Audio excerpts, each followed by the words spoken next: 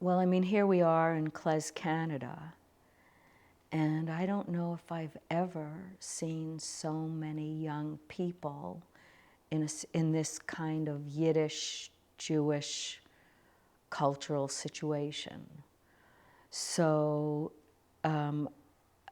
it's very exciting, it's very thrilling, and I think there is I think there is a revival. I don't know how big it is, I don't know what's going to happen to it, but there's a lot of groovy people who are speaking Yiddish now, and it kind of ain't your Bubbie's Yiddish anymore.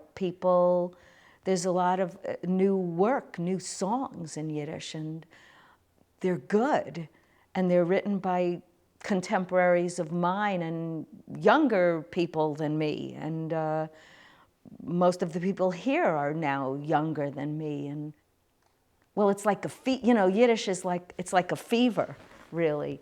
And if you can contaminate somebody with a Yiddish fever, you can sort of. I feel like you can really turn people on. And I mean, that's kind of what I want to do, and it turns me on. So it's a communicative. It's the most expressive language. I mean, I hate when people say that, but it's the most expressive language I know.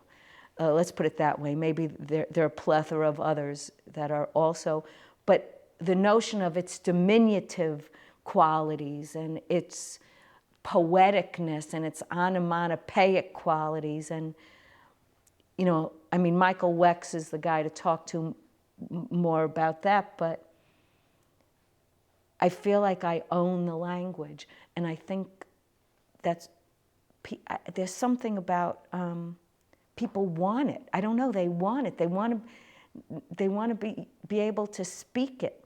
So I think something's happening here.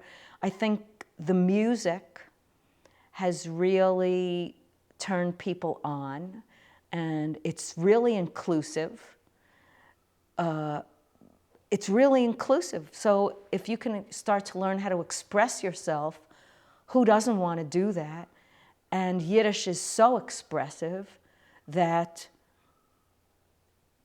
I mean, if you can do it in Yiddish, do it. So I think it's a hopeful situation for the future, but it's an exciting situation for the present. It's really fun now to see it like bubble and live, and that it's not just for a generation that's exiting.